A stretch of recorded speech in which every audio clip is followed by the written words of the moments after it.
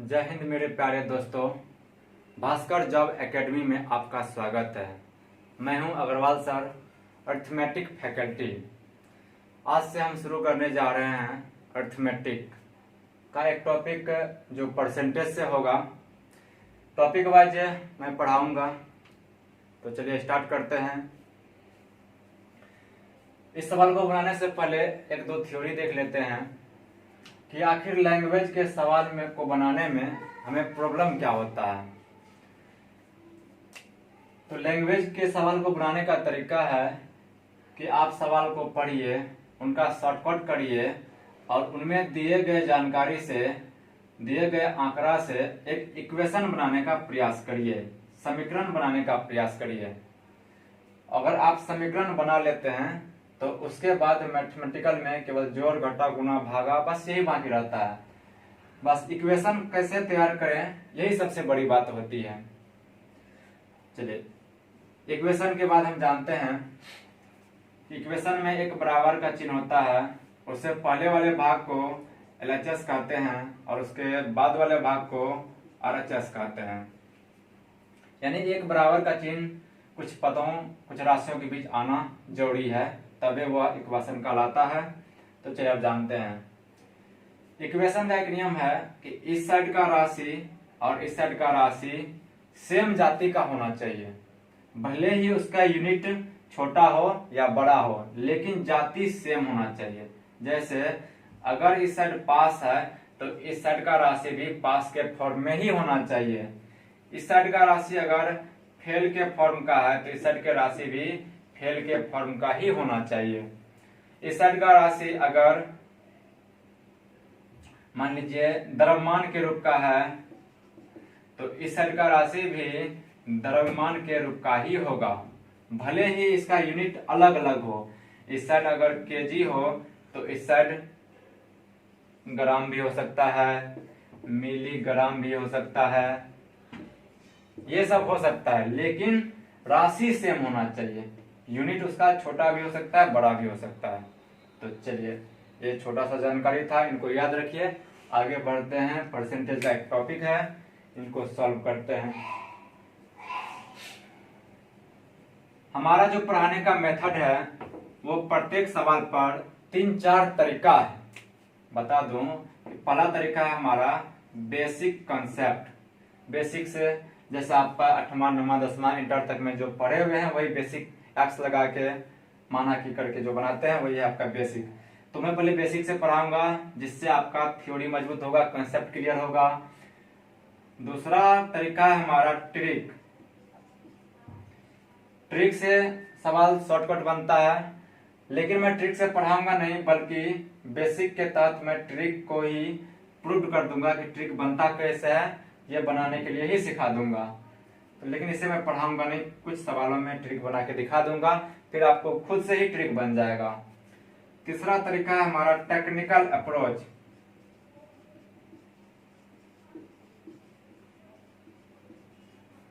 या thinking approach. नाम से ही स्पष्ट है, टेक्निकल अप्रोच। टेक्निक, किसी भी काम को टेक्निक से करना, किसी भी प्रश्न को टेक्निक से सॉल्व करना, सोच समझ के, थिंकिंग, सोचना, सोच समझ के टेक्निक लगाना, यही टेक्निकल अप्रोच है। इसके बाद आता है सॉल्यूशन बाय ऑप्शन भी होता है, और भी बहुत सारा होता है। इसमें जो सबसे हमारा बेस्ट मेथड होगा वो होगा ये टेक्निकल अप्रोच। ये चैलेंज रहेगा कि ये दुनिया का सबसे शॉर्ट, सबसे फास्ट और सबसे इजी मेथड होगा। तो चलिए शुरुआत करते हैं। आज का क्वेश्चन नंबर 1 सवाल कह रहा है कि किसी परीक्षा में पास होने के लिए कम से कम 28% अंक लाना अनिवार्य है। जैसे कि मैट्रिक के बोर्ड एग्जाम में 30% फिक्स है। आप अगर 30% लाते हैं तो जो पास होने का बाउंड्री है न्यूनतम, उसको आप पकड़ लेते हैं, आप पास हो जाते हैं। आप 40 ले आइए, 50 ले आइए, 80 ले आइए तो और ज्यादा अच्छी बात है, लेकिन कम से कम आपको 30 लाना अनिवार्य होता है। ये एक ऐसा परीक्षा है जिसमें 28% अंक अगर आप लाते हैं तो जाके आप न्यूनतम पास हो जाते हैं। एक छात्र एग्जाम दिया और उसे 100 अंक आया तो पता चला कि वह 12 अंकों से फेल हो गया। तो आपको बताना है कि वो परीक्षा कितने मार्क्स का था। तो चलिए सवाल को देखिए, 3 जगह आंकड़ा दिया हुआ था, इन 3 जगहों को हमने घेर दिया है और यहां से प्रयास करिए आप एक इक्वेशन तैयार करने का। तो आप कहेंगे हाँ जी ये 28% जो है, ये राशि 28% क्या है, तो न्यूनतम पास परसेंट है, मिनिमम पास परसेंट, मिनिमम भी लिख डालते हैं शुरुआत में, मिनिमम पास परसेंट। तो ये राशि मिनिमम पास है, तो बराबर का सिंबल दीजिए। और इस साइड का भी जो राशि होना चाहिए, अभी मैंने बताया जो इस साइड का राशि होगा इस साइड भी उसी प्रकार का राशि होना चाहिए, यूनिट अलग अलग हो सकता है। मिनिमम पास परसेंट है तो इस साइड भी मिनिमम पास होना चाहिए, मिनिमम पास मार्क हो सकता है। तो बताइए एक छात्र 100 अंक लाया है और 12 अंकों से फेल हो गया है, तो बताइए इसको हम चाहते हैं कि मिनिमम पास हो जाए, तो आखिर ये कितना मार्क लाता विद्यार्थी तो मिनिमम पास होता। तो आप कहेंगे जी 100 मार्क लाया है और 12 अंक से फेल हो गया, अगर ये 12 मार्क और ले आता तो ये पास हो जाता। तो ये 12 इसमें जोड़ देंगे, तो अब जो यहां से यहां तक का राशि बना वो आपको मिनिमम पास बन गया। इस साइड की राशि को आप फेल नहीं बना सकते क्योंकि इधर पास है तो इधर भी पास ही होना चाहिए। अब इनको आप सॉल्व कर डालिए।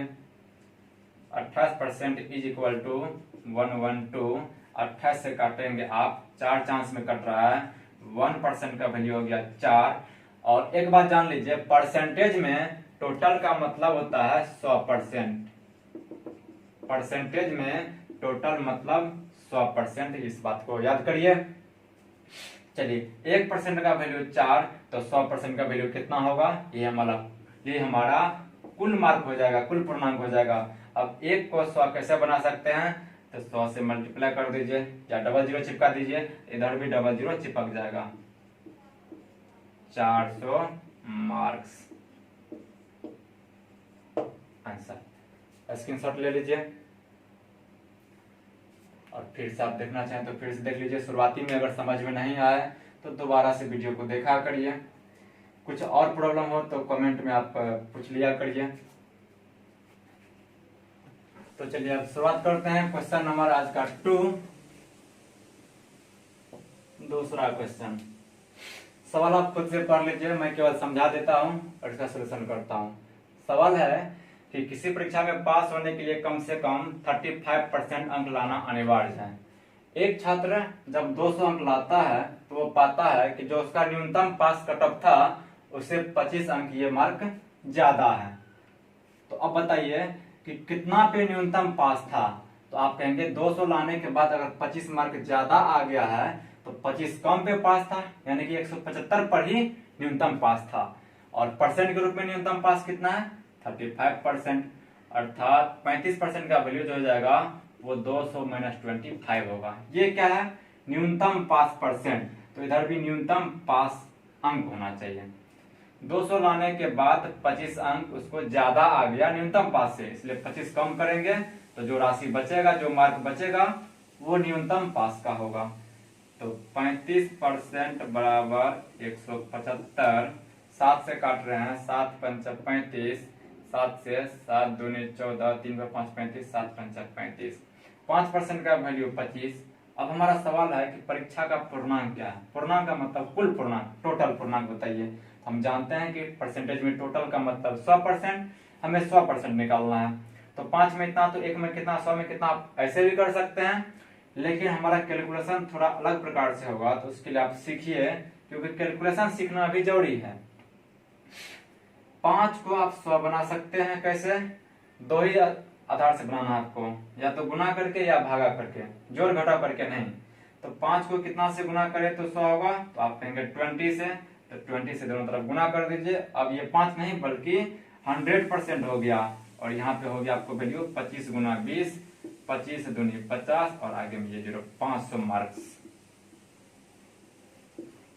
ये है आंसर। तो चलिए आज का हमारा तीसरा सवाल ये है। सवाल कह रहा है कि एक छात्र 30% अंक लाता है तो 108 अंकों से फेल हो जाता है। तो अभी हम आपको बता चुके हैं, बताइए आप, इसे हम पास करवाना चाहते हैं। 30% मार्क लाया और ये 108 अंकों से फेल हो चुका है, तो हम इसको क्या करें ताकि ये पास हो जाए। कोई कहेगा नहीं सर क्या करें ताकि फेल हो जाएगा, ये तो निगेटिव वाली बात हो गई। किसी के प्रति निगेटिव नहीं सोचना है, निगेटिव सोचिएगा भगवान आपका निगेटिव करेगा। तो प्रयास करिए सबका भला हो, इस विद्यार्थी का भला उसी में है कि हम इसको पास करवा दें। तो चलिए इनको पास करवा देते हैं। 30% अंक लाता है और 108 अंक से फेल हो जाता है, तो आखिर क्या करें ताकि ये विद्यार्थी पास हो जाए। तो जितना अंक लाया वो और 108 अंक अगर इसको और मिल जाए एग्जामिनर के द्वारा तो ये पास हो जाएगा। अब यहां से यहां तक में हो गया इसका पास। इसी परीक्षा में एक दूसरा छात्र जब 52% अंक लाता है तो जो न्यूनतम पास का बाउंड्री था उससे 24 अंक इसको अधिक होता है। आखिर न्यूनतम पास कितना पे था, तो कहेंगे जितना लाया उसमें से 24 मार्क इसका घटा दीजिए तो जो राशि बचेगा न्यूनतम पास होगा। अब ये भी न्यूनतम पास और ये भी उसी परीक्षा का न्यूनतम पास, दोनों वैल्यू इक्वल होगा। न्यूनतम पास है ये याद रखिएगा। अब इन्हें आप सॉल्व करिए, परसेंटेज वाला को एक साइड करिए और अंक वाला को एक साइड करिए। 30 जाके घटेगा तो बचेगा 22% और ये इधर आएगा तो जुट जाएगा 132। काटिए इनसे, 6 चांस में कट रहा है तो 1% इज इक्वल टू 6। अब चलिए एग्जाम में आपको कोई एक ही सवाल पूछा जाएगा। अब इस पे मैंने केवल 3 सवाल दिया है, सवाल 4, 5, 6 भी बन सकता है। सवाल है इतना चीज लिखा हुआ रहेगा, उसके बाद पूछेगा कि तो बताएं कि परीक्षा का कुल पूर्णांक क्या है। ये सवाल नहीं पूछेगा तो बताइए कि परीक्षा का पास अंक कितना है, परीक्षा का पास प्रतिशत क्या है, पहले विद्यार्थी के द्वारा प्राप्त किया गया कुल मार्क कितना है, दूसरे के द्वारा प्राप्त किया गया कुल मार्क कितना है। इस टाइप से बहुत सारा सवाल क्रिएट हो सकता है, लेकिन प्रायः इसी तीनों फॉर्म का सवाल पूछा जाता है। तो चलिए एक सवाल में मैंने 3 सवाल कर दिया है, ये समझिए 3 प्रश्न है। अब चलिए मैंने बताया है कि कैलकुलेशन करने का भी एक यूनिक तरीका होना चाहिए, यूनिक मेथड होना चाहिए, उनको सीखते हैं। हमारा पहला क्वेश्चन है पूर्णांक क्या है। पूर्णांक का मतलब कुल पूर्णांक, टोटल मार्क्स मतलब 100%। तो आप बताइए 1% बराबर 6, तो 100% बराबर क्या, तो 1 को 100 बनाने के लिए डबल जीरो चिपका दीजिए, इधर भी डबल जीरो चिपक जाएगा। तो चलिए यहाँ से आंसर हो जाएगा, हम यहाँ पे लिख डालते हैं। पहला क्वेश्चन का आंसर हो जाएगा, देख लीजिए 100% और 100% का वैल्यू 600 मार्क के बराबर, ये हो जाएगा आंसर पहला क्वेश्चन का। चलिए अब दूसरा क्वेश्चन चलते हैं। दूसरा सवाल पूछा जा रहा है कि पास अंक क्या है। पास अंक का मतलब है यहाँ पे न्यूनतम पास अंक, वो लिखा भी रहेगा, अभी हम शॉर्टकट में लिख दिए हैं। तो समझिए यहाँ पे न्यूनतम पास अंक, और आपको पता होगा कि ये राशि क्या था, वही न्यूनतम मिनिमम पास था, और ये भी मिनिमम पास था। पास मार्क है ये, मिनिमम पास मार्क, मार्क भी लिख डालते हैं यहाँ पे। चलिए पास अंक क्या है, तो आप कहेंगे 30% और 108 मार्क, और यानी कि किसका 30%, तो टोटल मार्क का 30% प्राप्त किया है। बेसिक से थोड़ा सा 600 टोटल मार्क है और उसका एक छात्र ने 30% प्राप्त किया, यानी कि इतना प्राप्त किया और 108 अंक से फेल था, तो पास होने के लिए 108 अंक और चाहिए। अगर इतना आप लिखेंगे तब जाके पता चलेगा कि ये पास मार्क है। इनको जब आप हल करेंगे 36 18 ये दोनों मिला के 180 हो गया, और ये प्लस 108 बराबर 288, तब जाके आपका आंसर निकलेगा। ये तो हो गया बेसिक कैलकुलेशन। लेकिन हम लोग जो कैलकुलेशन करेंगे वो बिल्कुल ही शॉर्ट, फास्ट और इजी होगा, टेक्निकल होगा। तो चलिए सोचते हैं, अब इसको हम मिटा देते हैं। ये कैलकुलेशन था पहला सवाल के लिए, दूसरा सवाल के लिए अब करते हैं अलग से। पास न्यूनतम पास अंक पूछा गया है और यहाँ पे पास प्रतिशत पूछा गया है, तो इनको हम सॉल्व कर रहे हैं। पास अंक है तो यानी कि ये जो परसेंटेज के रूप में है पास, इसको हम अंक बना देते हैं और ये हमारा पहले से अंक बना हुआ है। आप इनको भी लेके चल सकते हैं, इनको भी लेके चल सकते हैं, दोनों से सेम ही रिजल्ट आएगा। किसी एक को लेके हल कर लीजिए। तो चलिए इन्हीं को लेके हल कर लेते हैं। आप बताइए 1% में 6 मार्क, तो आप ऐसा भी तो कह सकते हैं कि 6 मार्क बराबर 1% के बराबर। तो चलिए हमें निकालना है अंक के रूप में। आप बताइए 1% में 6, तो 30% में कितना मार्क, तो आप कहीं बताइए कि नियम से 1 में 6 तो 30 में कितना, तो कहेंगे 6 गुना 30 यानी कि 180। इनको हम डायरेक्ट यहाँ पे लिख देते हैं या फिर यहाँ पे लिख देते हैं। 30% बराबर कितना हो जाएगा 180। अब 30% को काट के आप यहाँ पर 180 लिख दीजिए, ये 180 हो गया। यानी कि 180 मार्क लाया था और 108 मार्क और चाहिए था, तो कुल कितना मार्क चाहिए था उनके लिए दोनों को जोड़ दीजिए। जब आप जोड़ देंगे तो कितना हो जाएगा, जोड़ लीजिए, ये दोनों जब ऐड होगा ये दोनों मिलकर हो जाएगा 288। तो सेकेंड क्वेश्चन का आंसर हो गया टोटल पास अंक जो है वो 288 चाहिए। ये सेकेंड क्वेश्चन का आंसर हो गया, स्क्रीनशॉट ले लीजिए। अगर तीसरा सवाल पूछा जाता आपसे तो ये सब कैलकुलेशन तो नहीं रहना चाहिए था, ये तो दूसरा क्वेश्चन दिया था। इनको मिटा देते हैं, इनको मिटा देते हैं।